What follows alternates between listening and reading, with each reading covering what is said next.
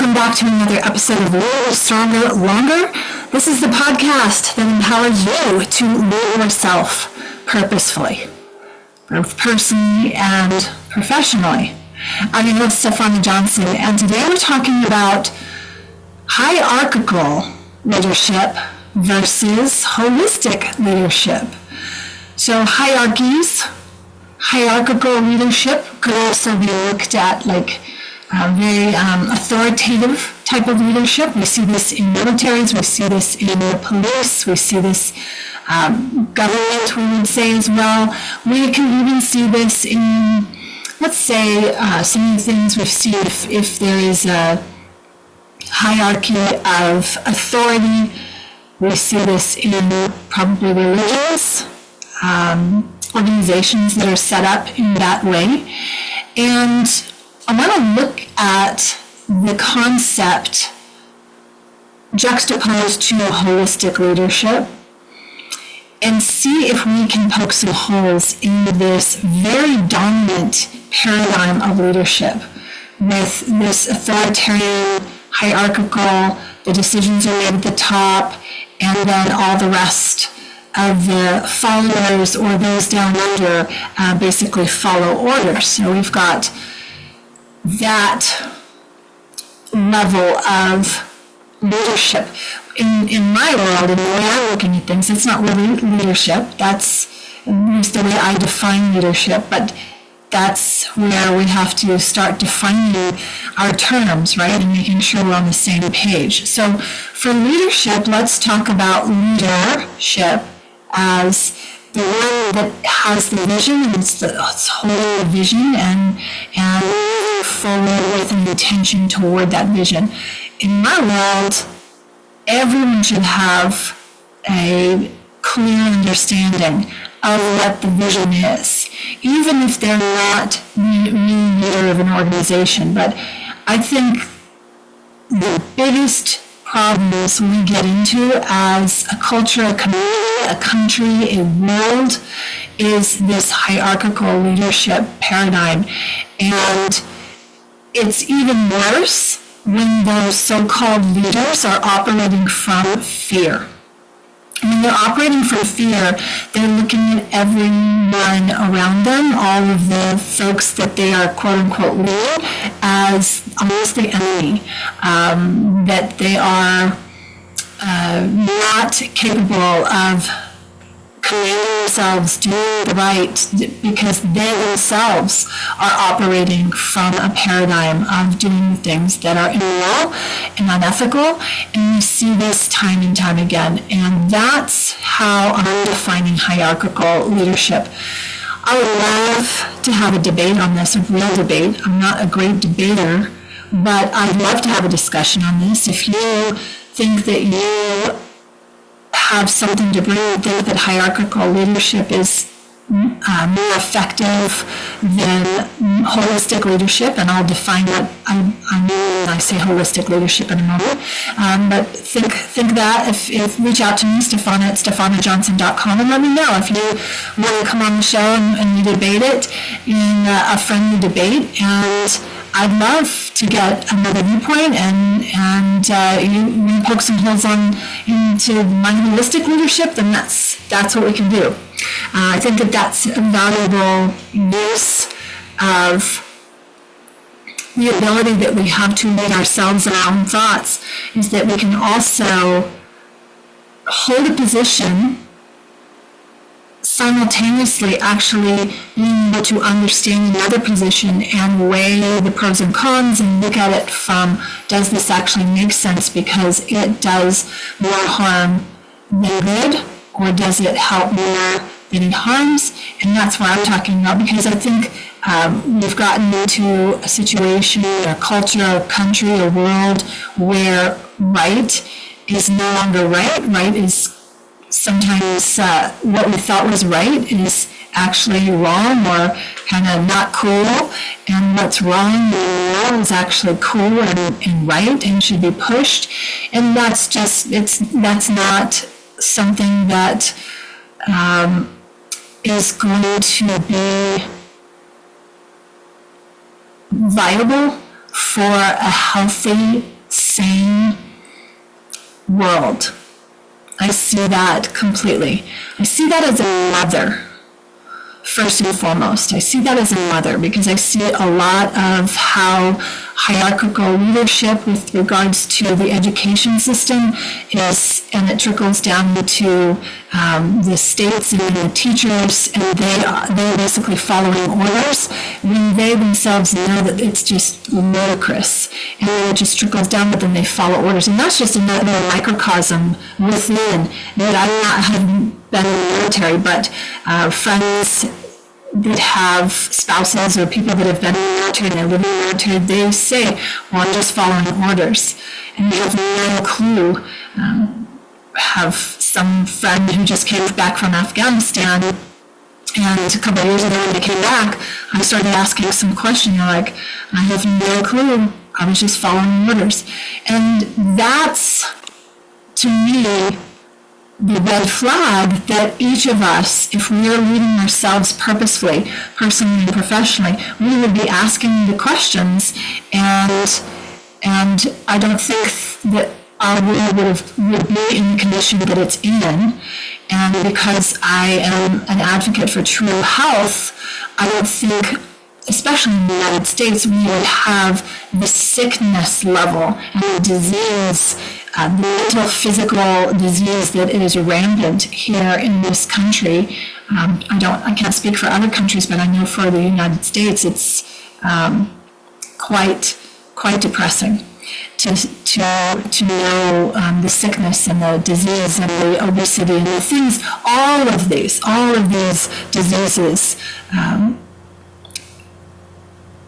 I'll say this, at least 80%, we know that's because we'll say the CDC says that 80% are caused by factors that are controllable, right? Our diet, our lifestyle. And then yet here we are in this situation. So to me, that goes down to, one, you go back to folks who are not leading themselves first. They're letting commercial, or they're letting something else lead them. They're not making decisions that are the best for them, their health, their well-being, their family. And then the leadership of organizations that are pushing this sickness, the things that are causing the sickness are perpetuating that. I mean, it's illogical when I start thinking this, and I'm trying to unravel all of this. So that's what I think of as hierarchical leadership, is that, these are the last to know that they follow the orders. And that's just, it's really hard for me to think with that. So let's go down to holistic leadership, and where I believe and have seen time and time again hundreds of leaders, whether they're a business owner, an entrepreneur, or even a CEO of a corporation that has more transparency across the board and is willing to do the work and is willing to have the leaders be in communication and do the inner work, because that is part of the holistic piece. It's not just who you are behind the desk. It's not just who you are on stage, or it's not just, right, it's the whole person who's living and leading a life that's in alignment with wholeness, and they're in harmony with a purpose that's greater than themselves. And I think the outcomes are much more profound when we are in that, and when we live from that paradigm. And this is a big topic. I know that this would be hard for a lot of folks to hear. It's probably why I'm not popular and have only a few views, but I'm really curious, and I want to bring more of this to the world. I want to start talking about things that are a little bit more, let's say, provocative, but as a mom of older men, they're 16 and 18, and they're living in a world where there is a lot of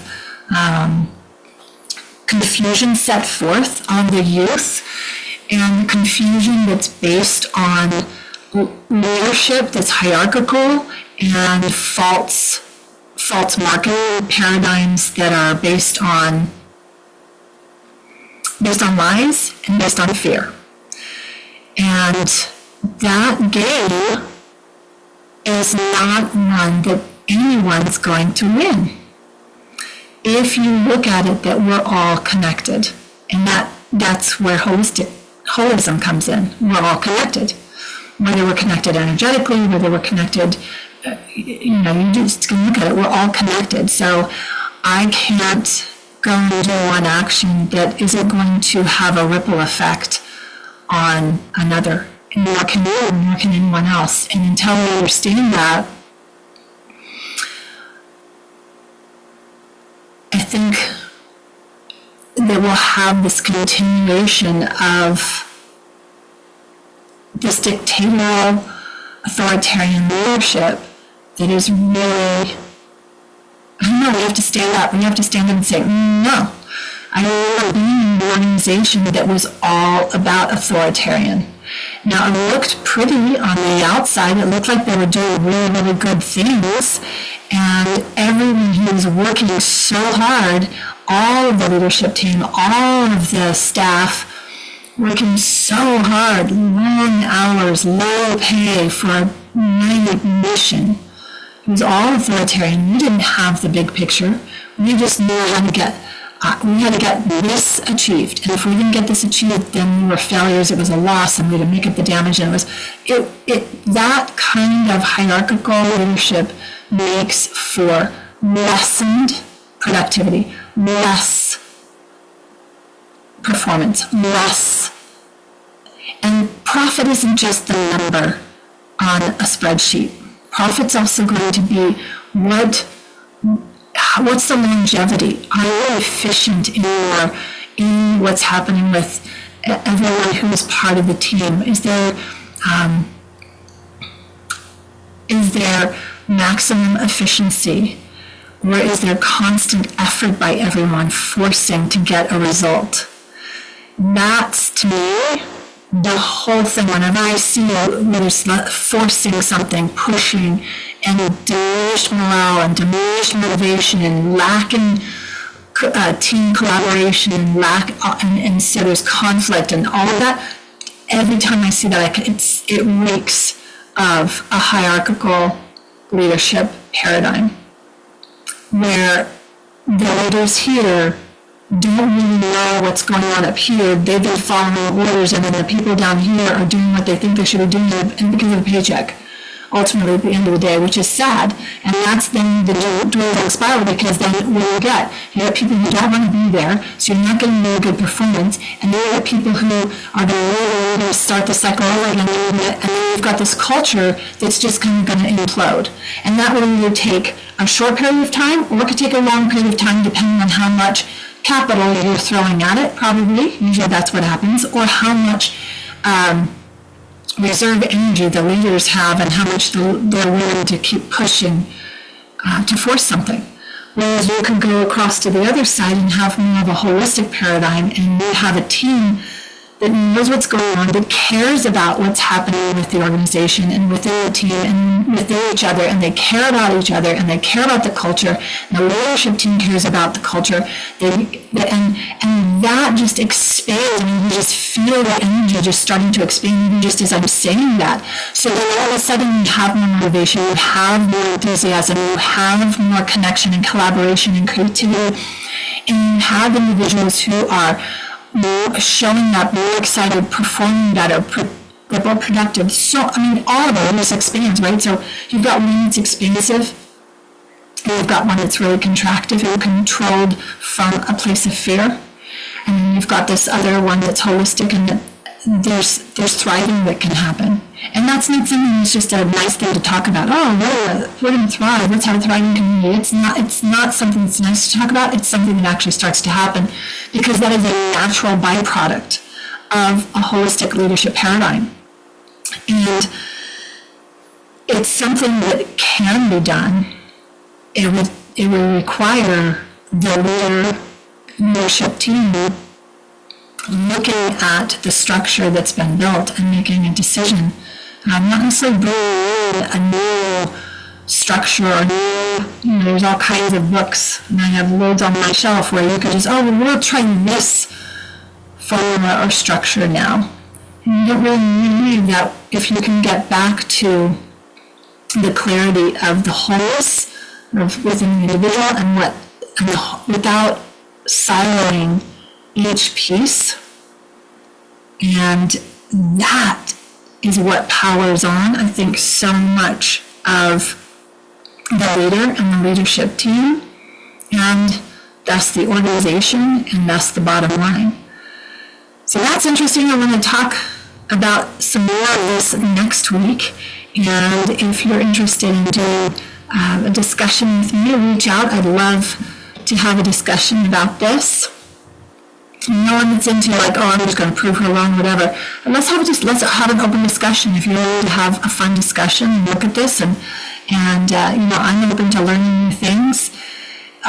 What I've seen over the last 30 plus years, 34 years now, since the last time I was in corporate and was there and saw that hierarchical and burned out in my early 20s, like really just completely burned out, working at the end. It's like, for what? For what?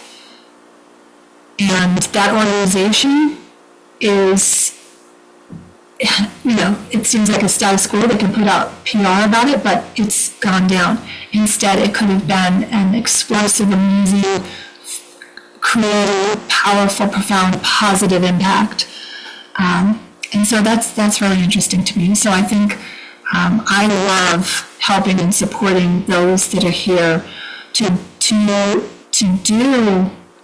the work that they're here to do as a leader, to impact and influence a positive outcome for all. And I want to say for all.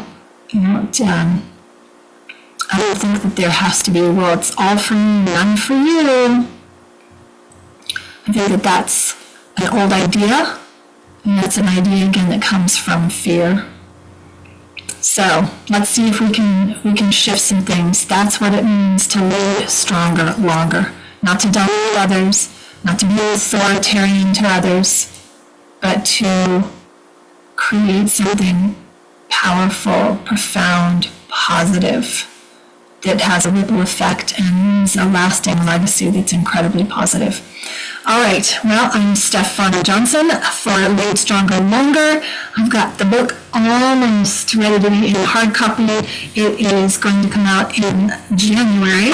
So Lead Stronger Longer, and it's the high performance habits in bite-sized chunks for even the business leader to make a positive transformation personally and professionally. I'm excited to see how that lands in the world of leadership. Until next time, if you want to reach out, go to stefanajohnson.com, and I will see you next week.